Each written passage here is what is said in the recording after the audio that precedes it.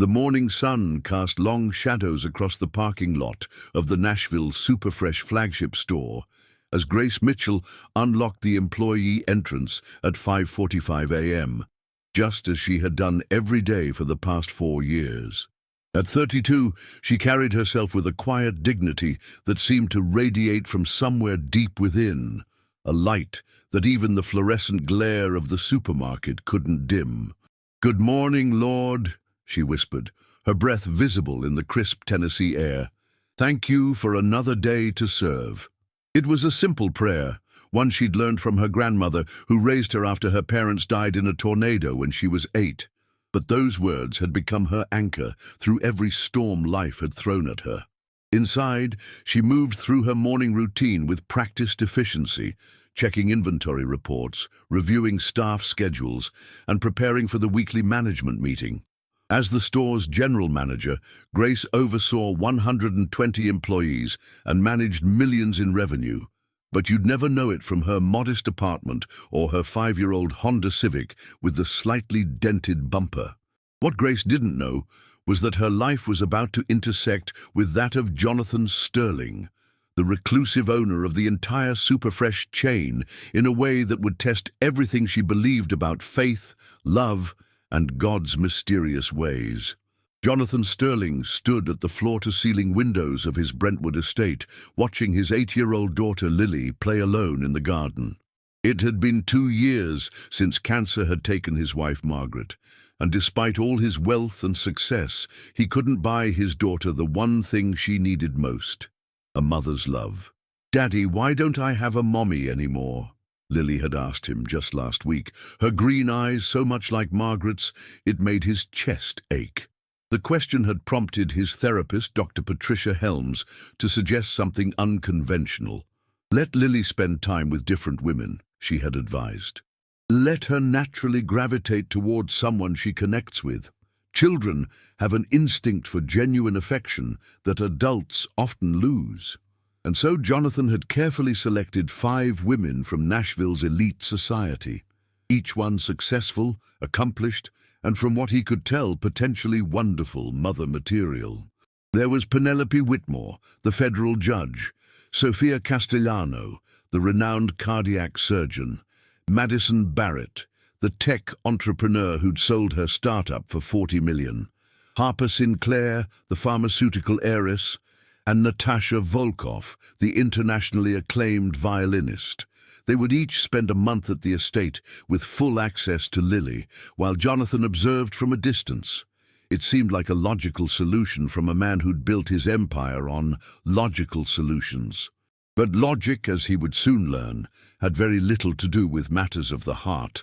The 5 women arrived on a Thursday afternoon in a parade of luxury vehicles that made the estate's circular driveway look like a high-end dealership. Jonathan watched from his study as they emerged, each one more elegantly dressed than the last, their jewelry catching the afternoon sun like scattered stars. "Welcome, ladies," he greeted them in the marble foyer. "I appreciate you taking time from your busy schedules for this unique arrangement." Penelope, her silver hair styled in a perfect chignon, extended a manicured hand. "Mr. Sterling, we're honored to be considered. Your reputation precedes you." "As does yours, Judge Whitmore," Jonathan replied, though something in her smile didn't quite reach her eyes. Sophia Castellano, dressed in a cream-colored suit that probably cost more than most people's monthly mortgage, looked around the foyer with an appraising eye. "The estate is magnificent. Lily is fortunate to grow up in such surroundings." "Material surroundings are just that, material," Jonathan said, testing them already. "What matters is the emotional environment." Madison Barrett, her tech money confidence evident in every gesture, laughed. "Of course, but let's not pretend that resources don't matter. I could set up educational trusts that would guarantee Lily's future through several generations." Harper Sinclair, blonde and statuesque, added, "And with my family's connections, she'd have access to any door she wanted to open.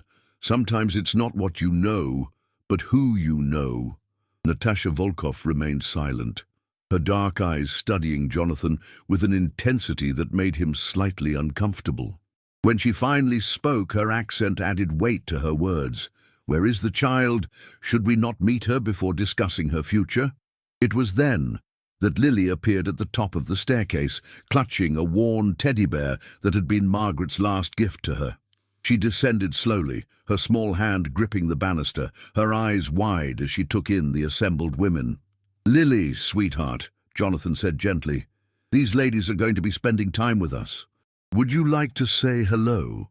Lily nodded, but stayed close to her father's leg. "Hello," she whispered. The women immediately began their campaigns for her attention. Penelope produced an expensive doll from her purse. Madison pulled out the latest tablet loaded with educational games. Sophia knelt down to check Lily's pulse playfully while commenting on her excellent health. Harper presented tickets to an exclusive children's theater, and Natasha offered to play any song Lily wanted on the violin.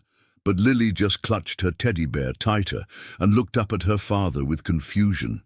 "Daddy, I don't understand. Are they all going to be my mommy?" The uncomfortable silence that followed was broken by the sound of the doorbell. Jonathan frowned. He wasn't expecting anyone else. Maria, the housekeeper, appeared moments later. "Mr. Sterling, there's a woman from the Superfresh store. She says she has the quarterly reports you requested."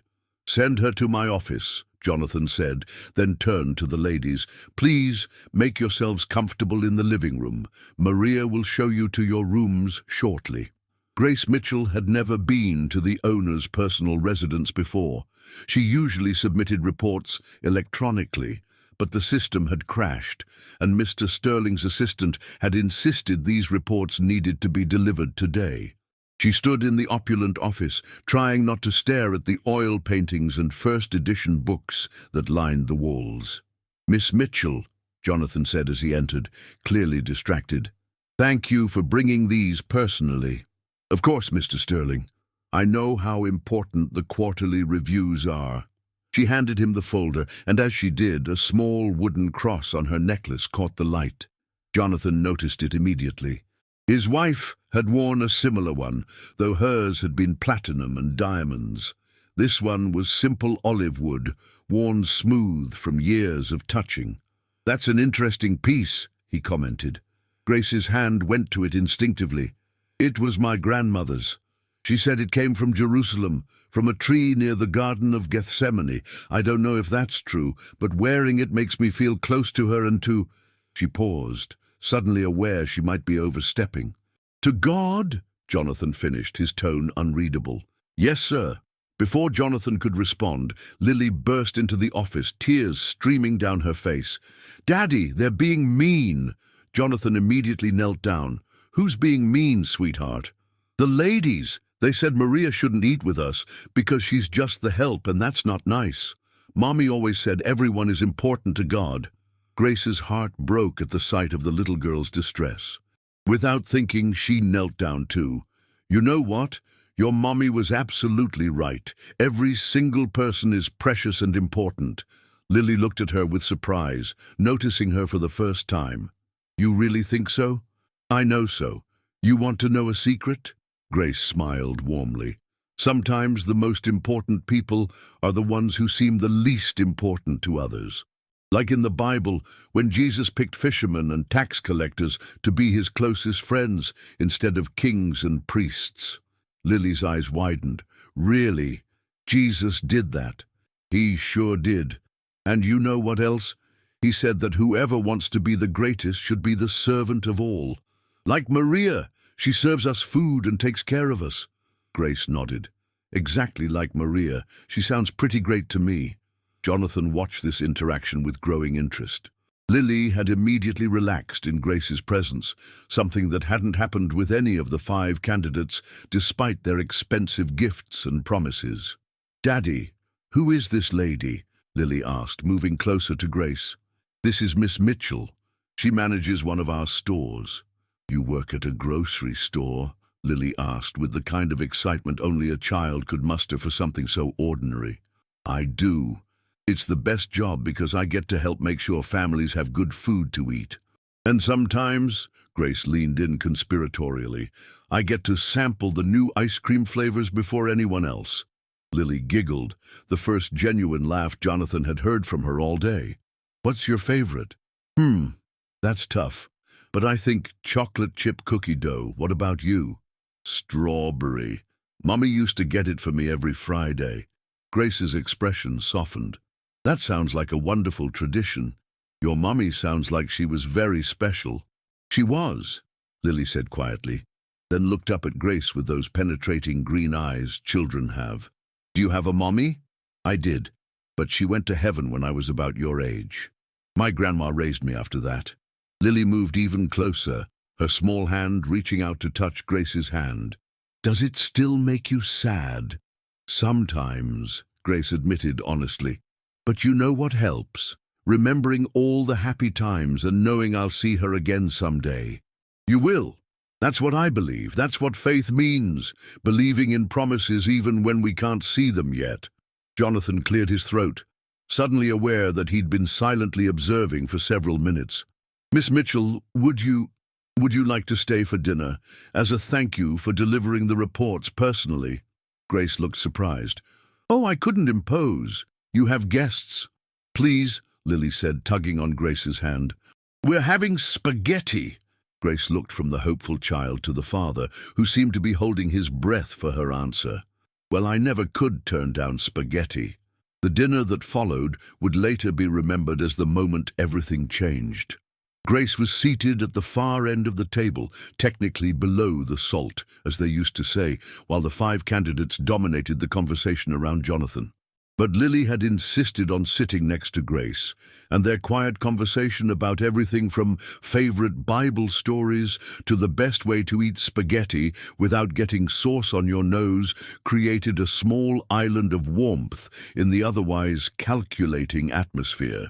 So, Miss Mitchell, Penelope said, her tone dripping with false sweetness, how long have you been working in retail? 4 years at Superfresh, but I've been in management for 7 years total, Grace replied pleasantly. Madison laughed, not kindly. Management? How quaint. I suppose someone has to make sure the shelves are stocked. Among other things, Grace said, refusing to take the bait. We serve about 3,000 families a week. It's a privilege to be part of providing for their needs. A privilege? Sophia scoffed. I save lives in the operating room. That's a privilege. Selling groceries is just commerce. Grace smiled gently. You're right, Dr. Castellano. Saving lives is incredible work. But I believe every honest work done with love has dignity, whether it's performing surgery or making sure a single mother can afford to feed her children. Harper rolled her eyes. How wonderfully noble. I suppose that little cross you're wearing means you're one of those blessed are the poor types. Actually, Grace said, her voice steady, I believe we're all blessed in different ways. Some with wealth, some with talents, some with opportunities to serve. The question isn't what we have, but what we do with it. Natasha, who had been silent, suddenly spoke. You speak of service, but you manage a store. You tell others what to do. How is that service? Grace turned to her thoughtfully. Last week, one of my cashiers, Betty, had to leave suddenly because her grandson was in an accident. I covered her register for 6 hours. The week before, I spent my day off helping our janitor, Tom, move his disabled wife to a new apartment with wheelchair access. Leadership isn't about being above anyone. It's about lifting others up. How touchingly common, Penelope murmured, loud enough to be heard. Lily, who had been listening with the intensity children have when they sense adult tension, suddenly spoke up. Miss Grace, why are they being mean to you? The table fell silent. Jonathan set down his fork, his eyes moving between his daughter and Grace. Grace squeezed Lily's hand gently under the table. Sometimes, sweetheart, when people feel uncertain or threatened, they say things they don't really mean. We should pray for understanding and kindness for everyone, even when they're mean. Especially then. That's when they need it most. The 5 women exchanged glances, a mixture of indignation and disbelief on their faces. This grocery store manager was teaching them about kindness? Jonathan stood abruptly. Lily, why don't you show Miss Mitchell the garden while we have coffee? As Grace and Lily walked through the French doors to the garden, Jonathan heard his daughter's excited voice. "Miss Grace, do you know the story about Daniel in the lion's den? Mommy used to tell it to me." He turned to face the 5 women, his expression unreadable. "Ladies, perhaps we should discuss the arrangements for the coming weeks." Outside in the garden, under the spreading branches of an old oak tree, Grace listened as Lily poured out her heart about missing her mother, about feeling lonely even in the big, beautiful house, about the scary dreams that came at night. "You know what I do when I'm scared?" Grace said, pulling Lily onto the garden bench beside her.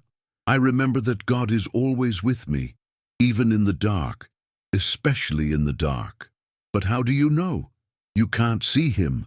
Grace pointed to the stars beginning to appear in the darkening sky. "Can you see the wind?" "No, but you can feel it, right?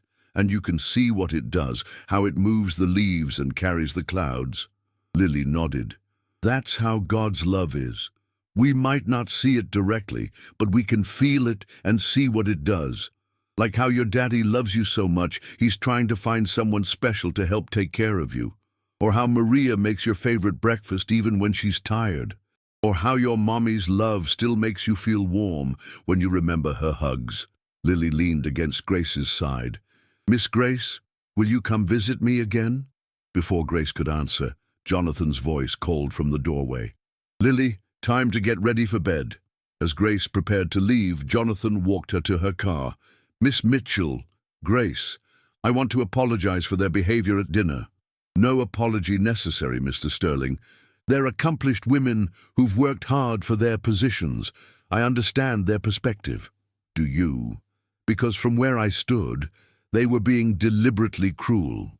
Grace looked up at the stars now fully visible in the clear Nashville sky. Hurt people, Mr. Sterling.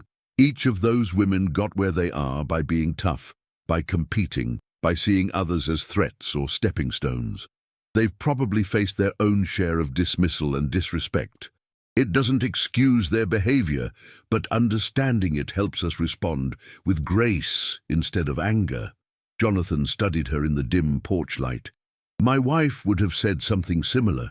She had a deep faith, too. Lily mentioned that. You must miss her terribly." "Every day.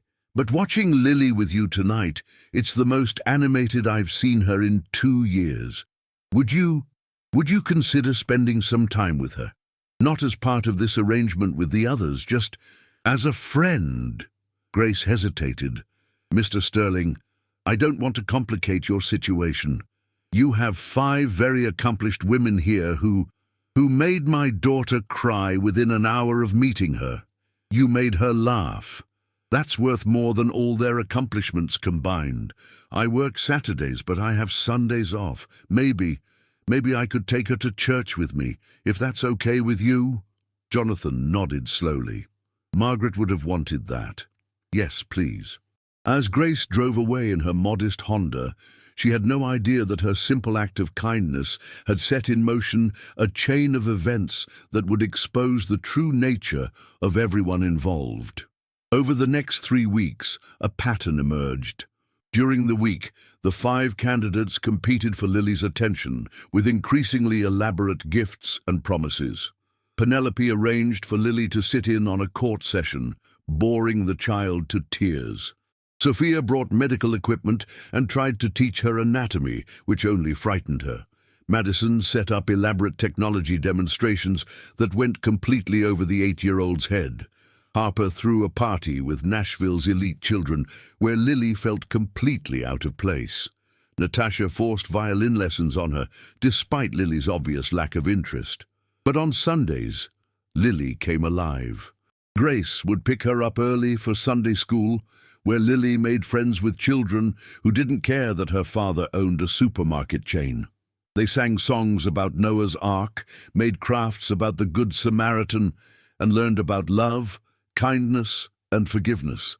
After church, Grace would take Lily on simple adventures, feeding ducks at the park, baking cookies in Grace's tiny apartment, visiting the animal shelter where Grace volunteered. These weren't expensive outings, but Lily treasured them more than all the elaborate entertainment the five women provided. What Grace didn't know was that Jonathan had been following them, not out of suspicion, but out of wonder. He watched his daughter skip and laugh, saw her pray with innocent fervor, observed her helping Grace serve food at a homeless shelter with joy rather than obligation. The five women, meanwhile, had noticed Lily's Sunday absences and were not pleased. "Where does she go on Sundays?" Harper demanded during their weekly tea, which had become a strategy session for winning over Lily. Maria, who was serving, tried to remain invisible, but Penelope snapped her fingers at her. "You, the maid, where does Mr. Sterling take his daughter on Sundays?" I don't think I should—" "Oh, please," Madison interrupted. "We're going to be selecting which one of us becomes her stepmother. We have a right to know who she's spending time with." Maria, intimidated by their collective presence, whispered, "The grocery store lady takes her to church." The explosion of indignation that followed would have been comical if it weren't so revealing. "That woman!" Sophia spat. "How dare she insert herself into this situation?" "She's obviously trying to undermine us," Natasha said coldly, "using religion to manipulate a grieving child." Penelope's eyes narrowed. "I've seen this before in my courtroom. Lower-class opportunists who use children to get to wealthy parents. It's disgusting.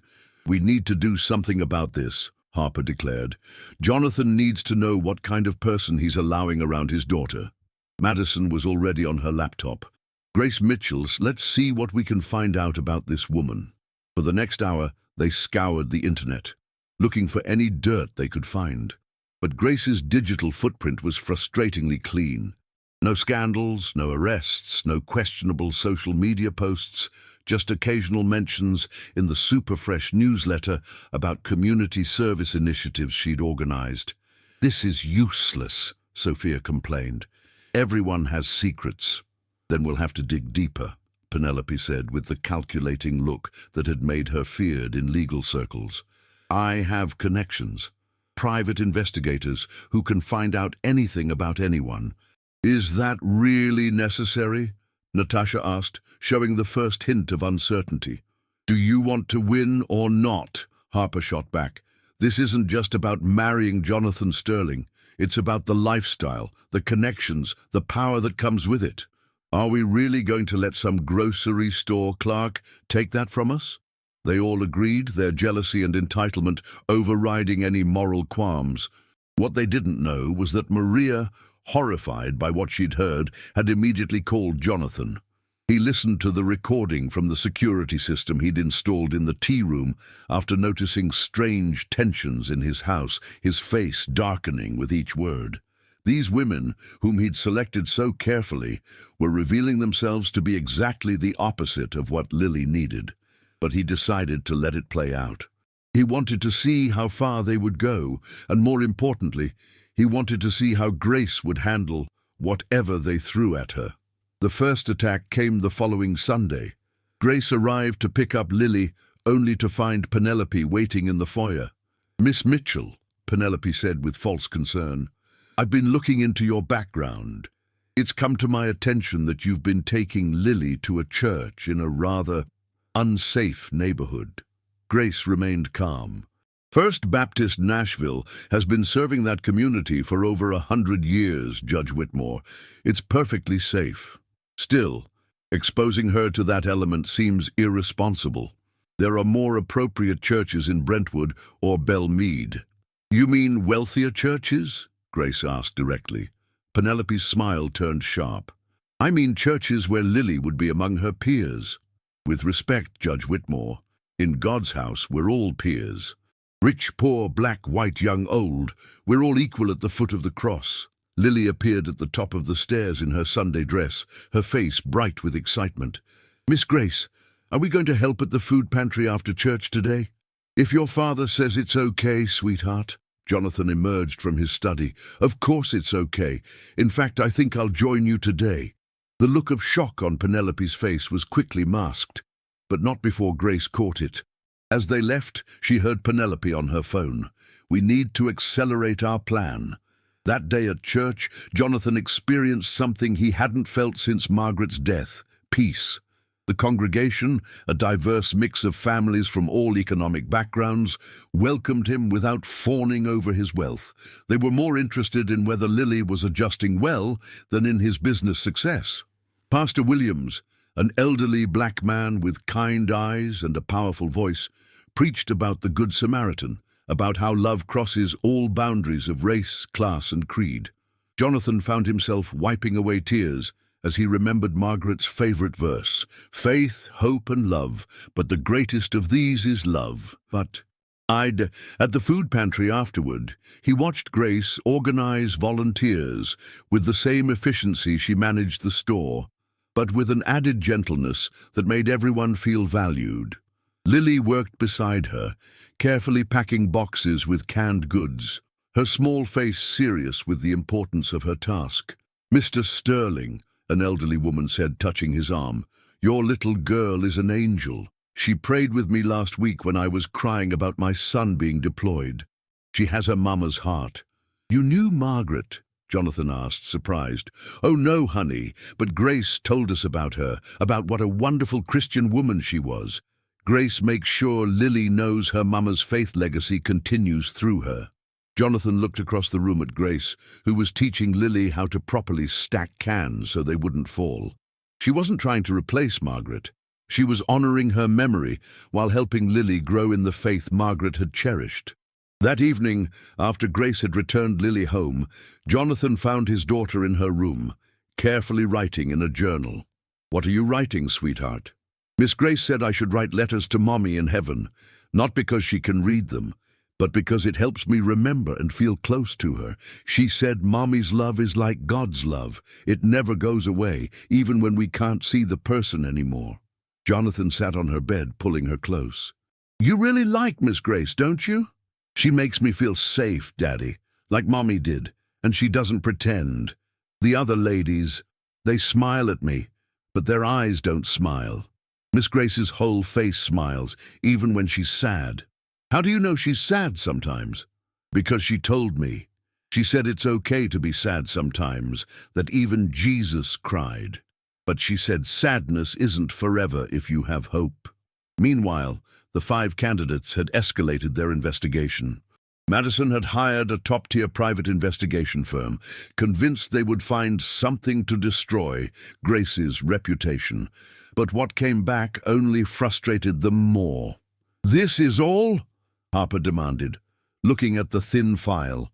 She graduated summa cum laude from Vanderbilt with a degree in business management. She turned down multiple 6-figure job offers to care for her dying grandmother. She volunteers 20 hours a week. She's never even had a parking ticket. "There has to be something," Sophia insisted. "What about past relationships? Surely there's a scandal there." The investigator shook his head. "She dated a seminary student for 2 years. They broke up amicably when he felt called to missionary work in Africa. They still exchange Christmas cards. She's frustratingly clean." "Then we'll have to create a problem," Penelope said quietly. The others looked at her in shock, but she continued. "Not anything illegal, of course, but if she were to, say, make a mistake at work that cost her her job..." "Jonathan would never fire her without cause," Natasha pointed out. "He wouldn't have to know it was without cause," Madison said, catching on. "I have connections in food distribution. A few contaminated products traced back to her store. A failed health inspection. That could hurt innocent people," Natasha said, showing more conscience than the others. "No one would actually get hurt," Sophia assured her. "We'd make sure of that. Just enough of a scare to make her look incompetent." They spent the next week putting their plan into motion, but they had underestimated 2 things: Grace's competence and God's providence. When the contaminated products arrived at her store, Grace's rigorous inspection procedures caught them immediately. She not only prevented them from reaching the shelves, but traced them back to their source, uncovering a larger conspiracy that made the local news. "Local manager prevents potential health crisis," read the headline, with Grace's picture below it. The article praised her attention to detail and commitment to customer safety. Jonathan saw the article and immediately suspected foul play. A few calls to his connections revealed Madison's involvement in the shipment. He was furious, but decided to give them one more chance to redeem themselves. That Sunday, he arranged for all 5 women to accompany them to church. It was a test, and they failed spectacularly. Penelope complained about the uncomfortable pews and the lack of valet parking. Sophia made disparaging comments about the hygiene of some congregants. Madison spent the entire service on her phone. Harper refused to put anything in the offering plate, saying she didn't support handouts. Natasha sat in stony silence, clearly viewing the whole experience as beneath her, but the worst moment came during the children's sermon. Pastor Williams called all the children forward, including Lily. He was telling the story of Jesus blessing the children when one little boy with Down syndrome hugged Lily enthusiastically. "Get him away from her," Sophia called out, rushing forward. "He could hurt her." The church fell silent. The little boy named Timothy began to cry.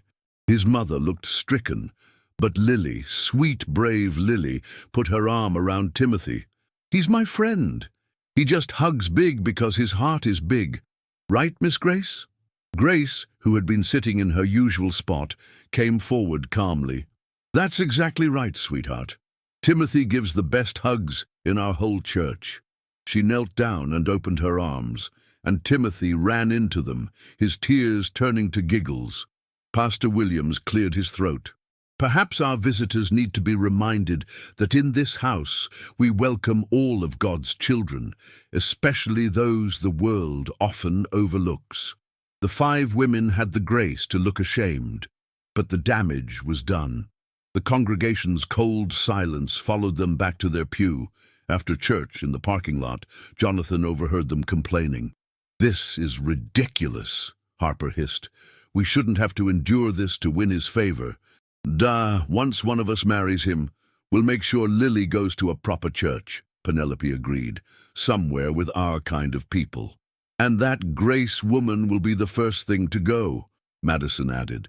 "I don't care if I have to buy the entire Superfresh chain to fire her." Jonathan had heard enough, but before he could confront them, something extraordinary happened.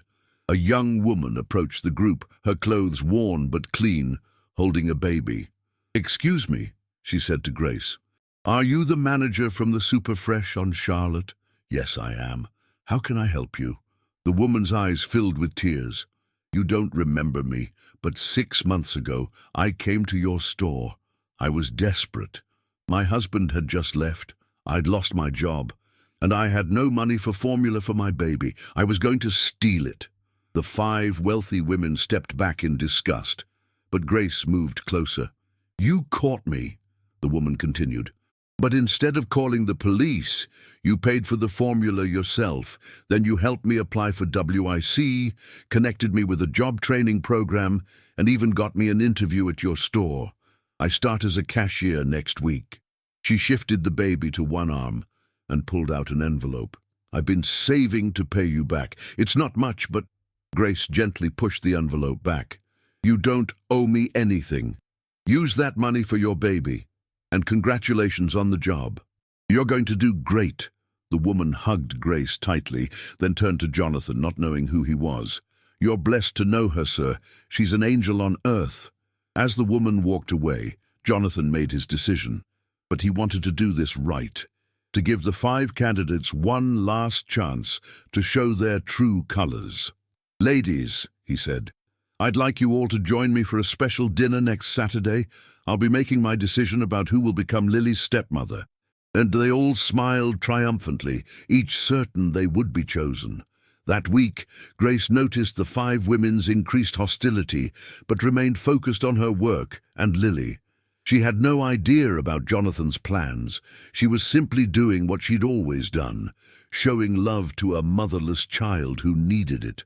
On Friday night, the night before the big dinner, Lily fell ill with a high fever. Jonathan called each of the 5 candidates, asking if they could come help care for her. Penelope said she had an important gala to attend.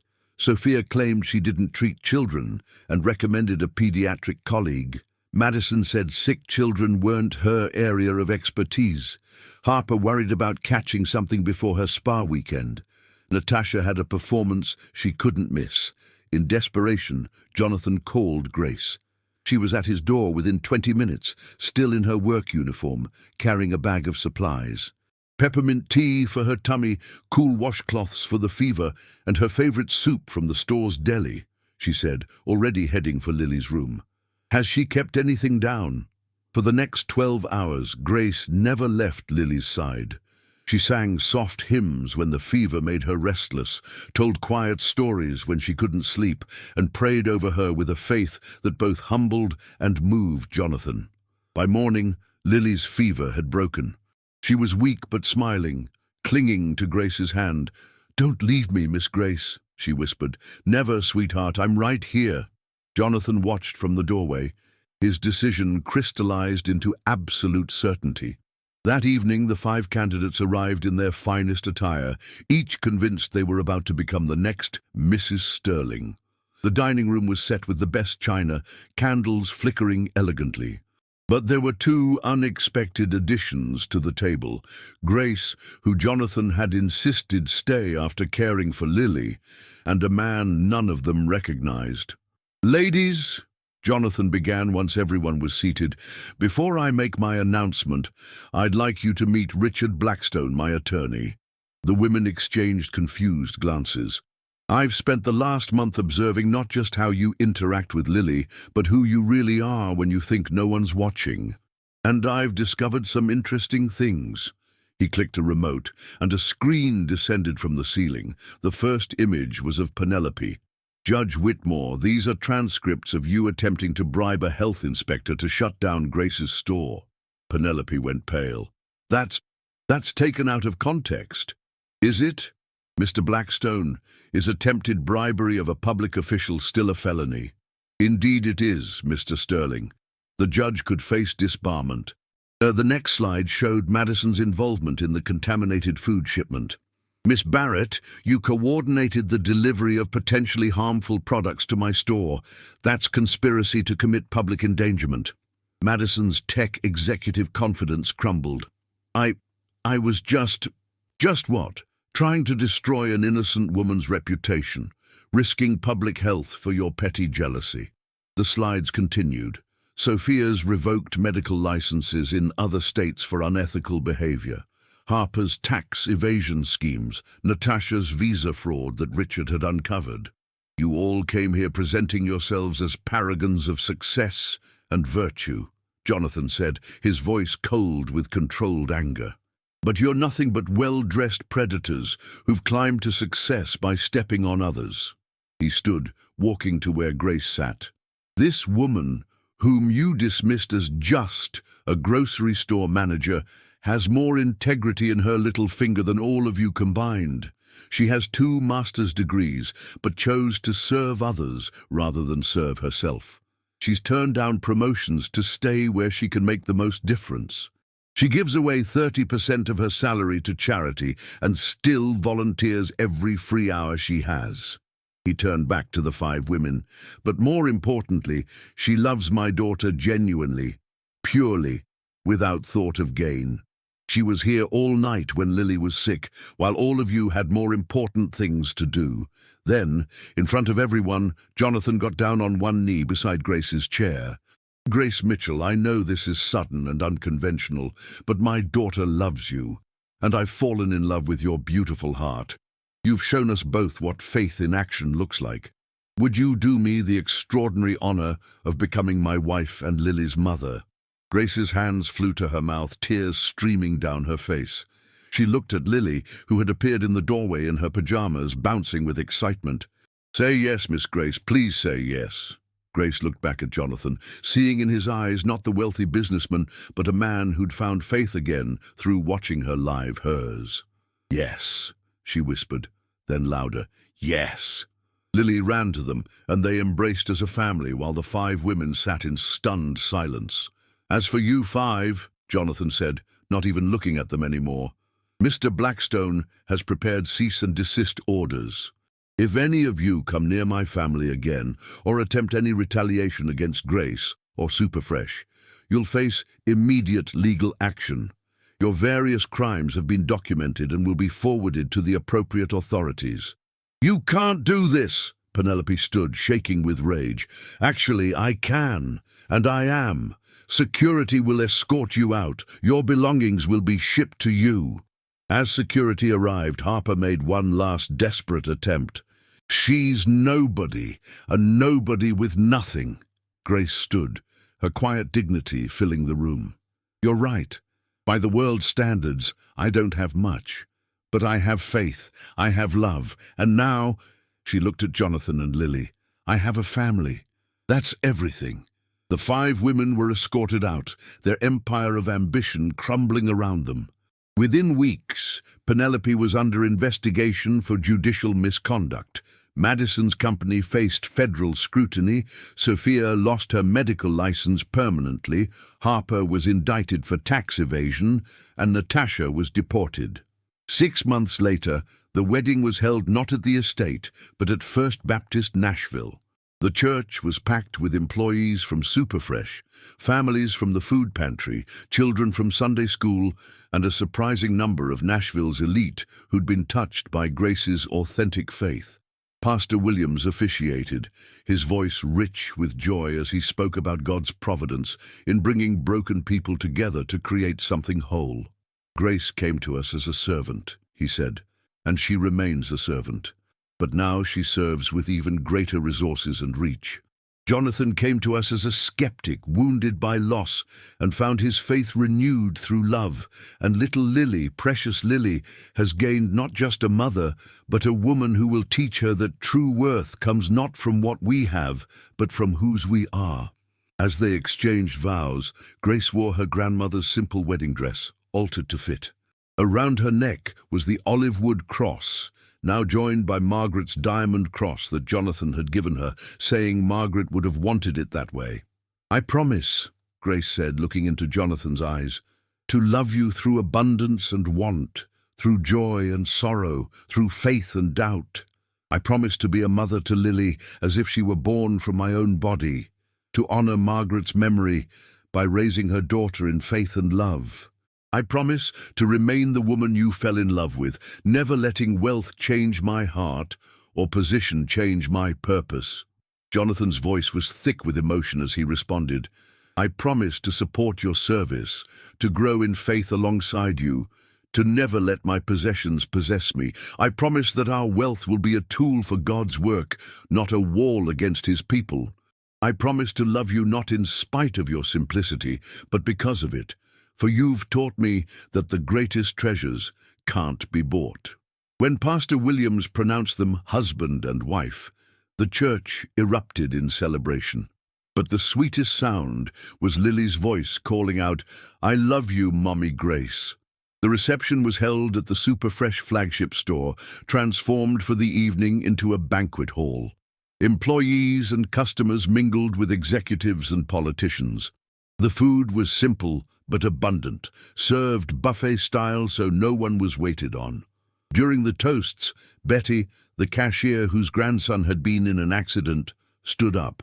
When Grace covered my register for 6 hours, she didn't just fill in for me.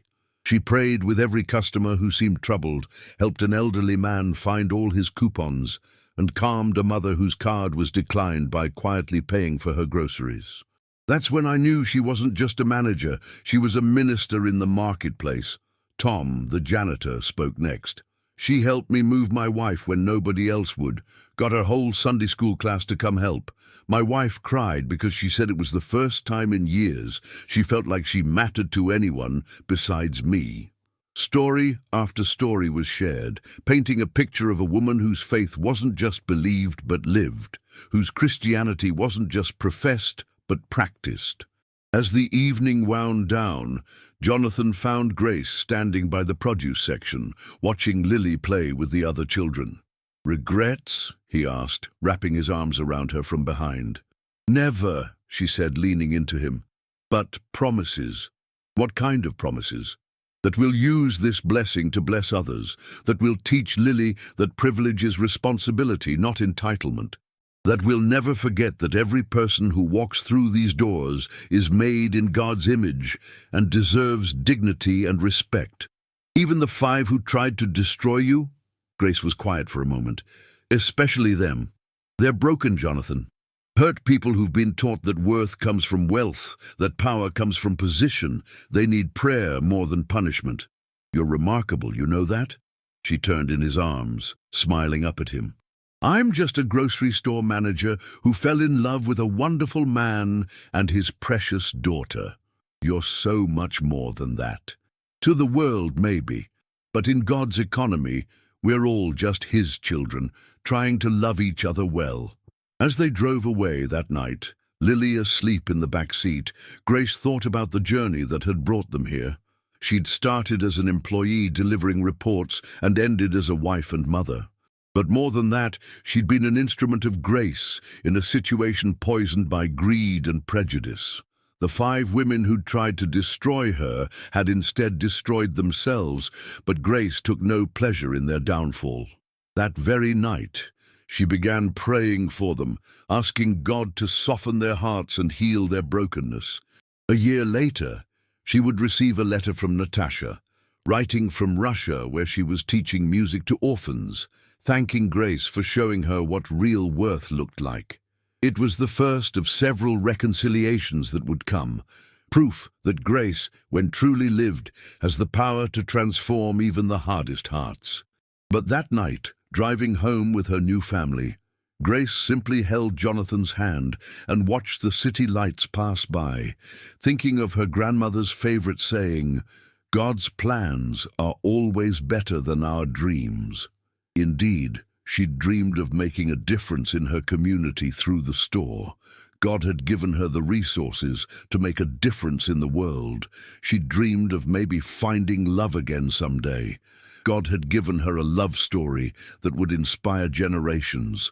And most surprisingly, she dreamed of perhaps adopting a child one day. God had given her Lily, a daughter not of her womb, but absolutely of her heart, proving that sometimes the families we choose are just as sacred as the ones we're born into. As they pulled into the driveway of the estate, their home now, Grace saw that someone had hung a banner across the front.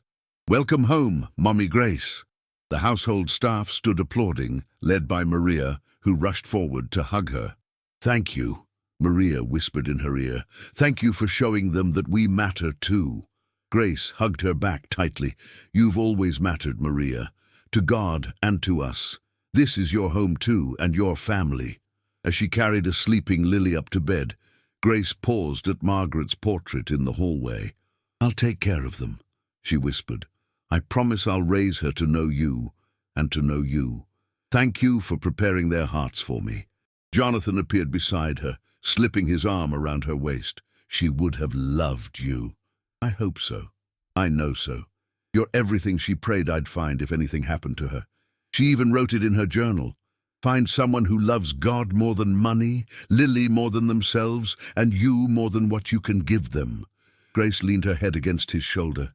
"Then I'll spend my life trying to be worthy of that prayer." "You already are. You always were. I just had to be smart enough to see it." As they tucked Lily into bed together, the little girl stirred slightly. "Mommy Grace," she murmured. "Yes, sweetheart. Are you going to stay forever?" "Forever and always. Promise?"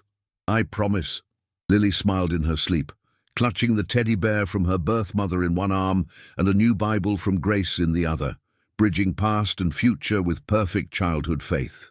Downstairs, Jonathan and Grace sat on the couch, planning their first initiatives for the Sterling Mitchell Foundation they were establishing. They would start with funding food pantries at churches across Tennessee, then expand to job training programs for single mothers, then educational scholarships for underprivileged children. "You know what the best part is?" Jonathan said, pulling her close. "What's that?" "We're going to change lives, but more importantly, we're going to show people that faith isn't just something you have, it's something you do." Grace kissed him softly. And we're going to show Lily that real power isn't about being above others, but about lifting others up. She's lucky to have you. We're lucky to have each other. As midnight approached, they prayed together, thanking God for his mysterious ways, for bringing beauty from ashes, for turning what the enemy meant for evil into good. Outside, the Nashville sky was brilliant with stars, each one a reminder that light shines brightest in the darkness. And in one house in Brentwood, a new family had been forged, not by blood, but by choice, not by manipulation, but by grace, not by wealth, but by love. The grocery store manager, who'd been dismissed as nobody, had become somebody, not because she'd married money, but because she'd remained true to her values. She'd proven that in God's kingdom, the last shall be first, the servants shall lead, and those who humble themselves shall be exalted. And somewhere in heaven, Margaret Sterling was surely smiling, knowing her prayers had been answered in ways more beautiful than she could have imagined. Her daughter safe in the arms of a woman who would raise her to be not just successful but significant, not just wealthy but wise, not just privileged but purposeful. For Grace, Mitchell Sterling had learned long ago that true riches couldn't be deposited in banks or displayed in mansions. True riches were deposited in hearts and displayed in service, and by that measure she was the wealthiest woman in Tennessee. As she finally drifted off to sleep in her husband's arms, Grace's last thought was a prayer of gratitude. She'd walked into that mansion weeks ago as an employee delivering reports. She was ending this day as a wife, a mother, and a living testimony that God's ways are not our ways, his thoughts not our thoughts, and his plans infinitely better than anything we could orchestrate ourselves. And that, perhaps, was the greatest miracle of all. Not that a grocery store manager had married a millionaire, but that two broken people had found wholeness in each other, that a motherless child had found a mother's love, and that faith, hope, and love had triumphed over prejudice, greed, and pride. The owner of a supermarket chain had asked his daughter to choose a new mother from among 5 rich women, but God had chosen the one whose riches couldn't be counted in dollars, the Christian ruler whose kingdom was not of this world, but whose influence would ripple through eternity.